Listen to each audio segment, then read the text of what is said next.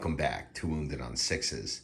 Today we're going to be going over a list for the brand new experimental prototype Cadre that was recently released in the latest data slate.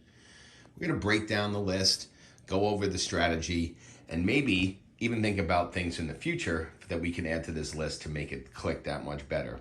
If you haven't already, please go ahead and like the video, share it with friends that are interested in playing in the Tau Empire, and if you could, please go ahead and subscribe to the channel.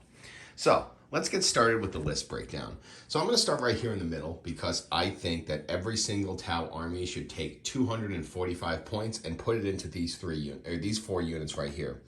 We have 3 units of stealth battle suits. These guys are going to be the workhorses of the list. They're going to do all of our guiding, going to give us rerolls to hit and wound. And then we also have a unit of Vespid Stingwings. These guys have built-in uppy downy, come off the board at the end of our opponent's turn, and then come back down to score us points. These guys are awesome. They are worth their weight in gold and points, and they're only 65 for 5 of them. Again, not an offensive unit. I would try to be really cagey with these guys and just try to get them into corners of the board to score. As for the stealth suits, they have stealth, they have infiltrate. We can use them to screen out our deployment zone, although I'd rather use something like a Ghostkeel rather than them because they are really that valuable in terms of the guiding that they do. They not only provide rerolls, but they all have a marker drone, so they're all going to be ignoring cover as well, which is very, very key for the Tau Empire, which is a AP-focused army. The ability to give ignores cover to the things that we're guiding is absolutely key. Coming over here, we have a unit of Pathfinders. These guys are going to help us to guide 2 more units, so they can do 2 observations. They also have a recon drone, so they can start in the middle of the board, which is really nice. They are not a super shooty unit, but they can screen out the middle of the objective. We can use them as a screener if we want, especially later in the game where their utility and their ability to continue to guide may not be as important as it is in the beginning of the game. So they can be used to kind of screen out the middle if we want.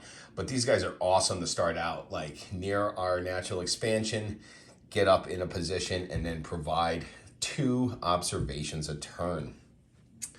Moving along over here, we have a unit of Breachers, and you're going to notice there's no Cadre Fireblade in here, and that's for a reason. I needed the points for something else, so I'm running this one without a Fireblade. I don't know if this is a mistake or not, but because we get the extra 6 inches on our guns, because of the Expo Cadre, I think that not having a Fireblade is going to be okay. This means that we don't have to put these guys right up in harm's way to get their shots off. We can kind of stage up a little bit and maybe make it so that they can survive an extra round. So, maybe they get 2 rounds of shooting rather than 1. So that's kind of my reasoning for not bringing the second Fireblade, is that I'm thinking if they are further away, they'll probably get an extra shot, which will make up for the fact that they're going to get 10 less shots for not having the Cadre Fireblade. So that's the reason for that. They're going to be riding around the Devilfish. Devilfish is a great transport, moves really fast. It's got 2 seeker missiles. It also has the burst cannon and the drones on the front.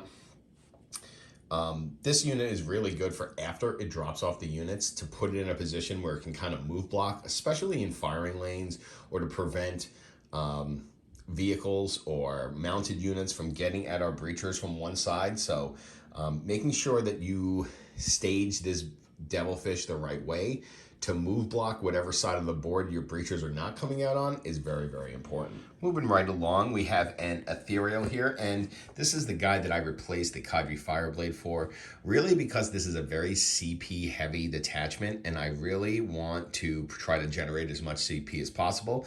So this guy's going to give us a great chance to do that by on a 4-up at the beginning of the command phase, allow us to try to generate a CP. He's going to be rocking solo, but he does now have For the Greater Good, so he can be another guider. So all in all, that's 1, 2, 3, 4, 5, 6 dedicated observers, and then you can kind of call the Devilfish a 7th dedicated observer. Really, that's all feeding into the strategy and feeding into us wanting to play a long-range game. We're going to get extra range, so we're going to use that extra range. And this guy's going to help generate the CP to make the attacks that we do get off very, very deadly. We're then going to have a unit of Crisis Fire Knives with missiles going to be led by an enforcer with quad missiles. And the reason why I'm going with the missiles over the plasma or over the flamers is that we're really leaning into the long range firepower of this list. So we are trying to use that extra 6 inches. These guys naturally are 30 inches. Now they're going to be 36 inches. So they're going to be able to hit their opponent not only sooner, but more times as they come in to try to charge at our lines, which is really fantastic. Also, this is a great target for the lethal, sustained, hazardous stratagem, because we're going to get 20 shots on those missiles between the crisis suits and the commander. We're going to have a huge opportunity to spike those sustained and lethals. This unit can really, really tear up an infantry brick or an elite infantry brick very, very quickly. And the expanded range is going to allow us to keep the opponent off our gun line that much sooner, or that much longer, excuse me. Over here, we have a unit of Sunforge Crisis with a Cold Star with quad fusion. And one of those quad fusions, he's going to have the enhancement for the fusion blades, essentially giving him a Melt-A-Spear. I think this is really going to greatly improve the utility of this unit. A couple of times in games, I've dropped the Sunforge down and they just haven't been able to punch through a lot of damage. That Strength 12 Melta is really going to help us do that. And the fact that we're probably going to get the Melta 4 on it, because this is a great rapid ingress target, run it up 12, advance with the assault, and they really get up in their butt to get that Melta range damage. He's going to be able to do that even sooner than the rest of the guys in the list. I just think that it is absolutely fantastic that we have this ability to spike up that fusion blaster and ensure that, at least for some of the shots, we are not wounding on 5s. Even though we get the rerolls, even with rerolls, I failed a few times to kill the unit that I was supposed to and then had my Sunforge unit wiped out. That fusion blade, I think, is really going to up that effectiveness on this unit tenfold. We then have 2 Ghostkeel battle suits, and I think you're going to notice something here. One of them is going to be rocking the Fusion Collider, while other one has the Cyclic Ion Raker. Both are going to have the twin fusion blasters up at the top. That's going to be really nice because they're going to be 18 inches and have their melter range increase. But what's really important here, I think, is this this weapon here. So it was originally 18 inches. Now in this Cadre, it will be 24 inches. It's a strength 12 Melta, and it can really tear face. So the fact that we're going to be able to shoot that at 24 inches is awesome, and then get that Melta range at 12 inches is pretty fantastic. We also have the Ghostkeel here with the Cyclic Ion Raker. He's going to be shooting that thing at 42 inches. Both have stealth, both have blown up, both have the ability to infiltrate. You know that I love to basically deploy these guys together and have them just screen out a whole side of the board and be the Build a Night workshop, where they're just going to be shooting out a ton of long-range DACA, and nobody's going to be able to touch them because of their lone op. They're just absolutely awesome. And even if they do get tagged in combat, that weapon support system, or that battlesuit support system where they can fall back and shoot, is absolutely clutch. Also, the 2 stealth drones help to keep these guys alive. And then, now that we have access to the regained D3+1, it's going to be nearly impossible to kill these 2 Ghostkeels. And honestly, I'm thinking about maybe grabbing a 3rd for this list, just because they are just so unbelievably effective. As we move along, we come to Commander Shadowsun, and she's here really because in a long-range gunline battle, she's absolutely fantastic for giving those rerolls to hit rolls to 1 to any Tau Empire unit within 6.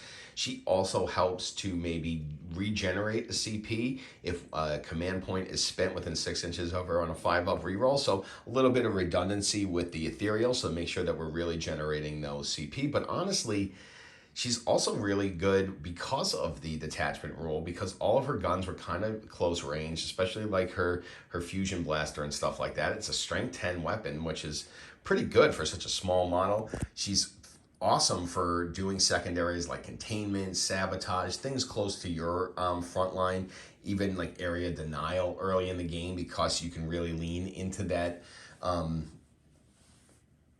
op if you want. Again, I probably would play a little bit cagier than that with her, but again, don't sneeze on those rerolls. Like, they can be really, really powerful, and it's really effective on like a long range gun line where we're looking to hurt or cripple units as they actually reach the line so that they are not effective enough to take down any of our bigger units.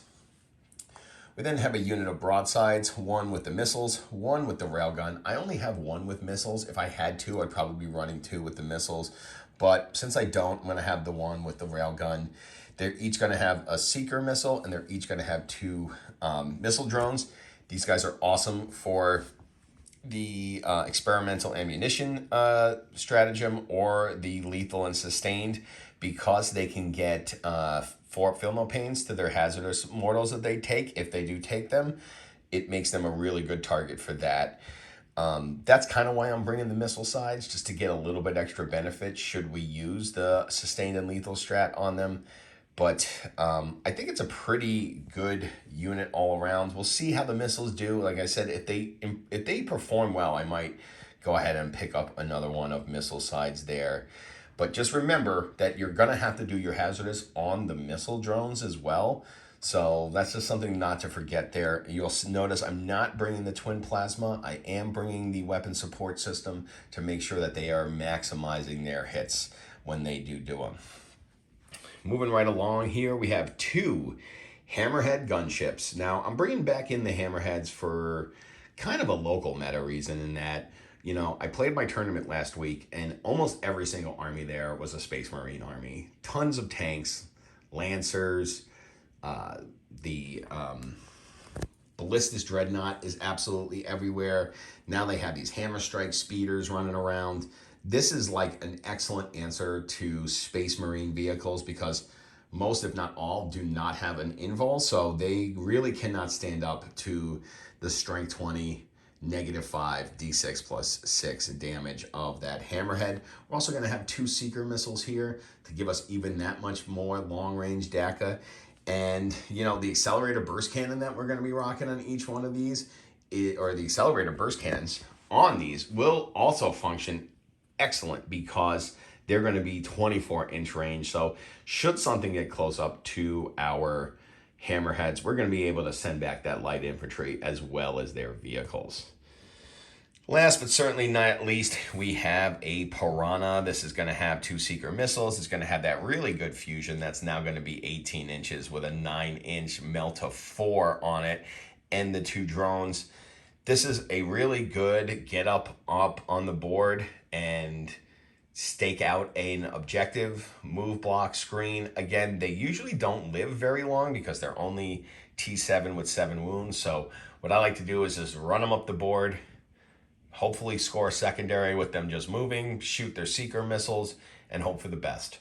But again, really, really deadly unit when you combine the Seekers and the Fusion Blaster with an 18-inch, 9-inch Melta 4, by the way, too. So you can really spike a tank with this Piranha out of nowhere. Really put your opponent on the back foot early. It's also really good for getting up on the board and scouting out. It's got a 9-inch scout with a 14-inch move. I mean, we can really get across the board with this guy early, put it in somebody's face, and force them to deal with it on their turn one, which again, the more we can delay our opponent in their backfield, the better, because we are playing that long range game here with that extra 6 inches, and we're trying to make the best that we can for it. So this is my first go of the experimental Cadre list. Have not played with this list yet, but I do plan on getting a game or two in with it this week. Let me know what you think. Like I said previously, go ahead and like the video, share with a friend who plays Tau, and if you would, please go ahead and subscribe to the channel. And thanks for coming back for more Wounded on Sixes.